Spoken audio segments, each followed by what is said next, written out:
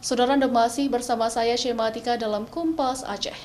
Warga kota Banda Aceh sempat dihebohkan dengan penemuan bingkisan kantong plastik berisi sabu dan timbangan yang ditemukan oleh anak-anak saat memancing ikan di kali Sungai Krung Daroy, Desa Setui, Kecamatan Baitur Rahman, Kota Banda Aceh.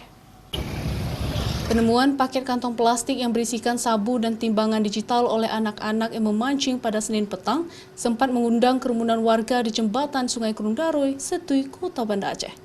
Saat ditemukan oleh anak-anak yang tengah memancing, kantong plastik berisikan sabu dan timbangan digital itu tersangkut pada kubus apung dalam tumpukan sampah.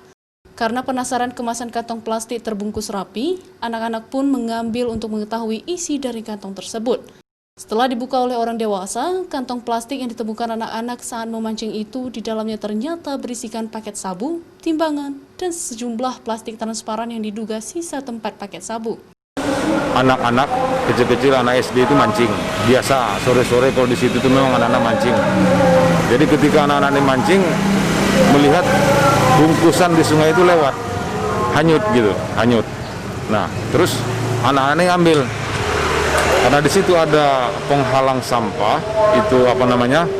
Kubus. Iya, kubus penghalang sampah.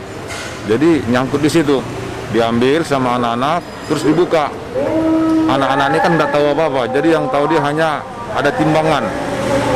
Terus diberikan ke masyarakat yang dewasa, lalu kita dihubungi oleh masyarakat. Tak lama setelah kejadian, warga yang berada di lokasi penemuan sabu tersebut langsung melaporkan ke polisi untuk diamankan. Namun menurut Kasat Narkoba Polresta Banda Aceh, paket sabu yang ditemukan anak-anak di aliran Sungai Krung Daroy itu diduga sengaja dibuang oleh pemiliknya. Kemungkinan terjebak petugas polisi atau bisa saja dibuang karena keluarga tersangka yang telah ditangkap polisi beberapa hari lalu. Raja Umar, Kompas TV, Banda Aceh.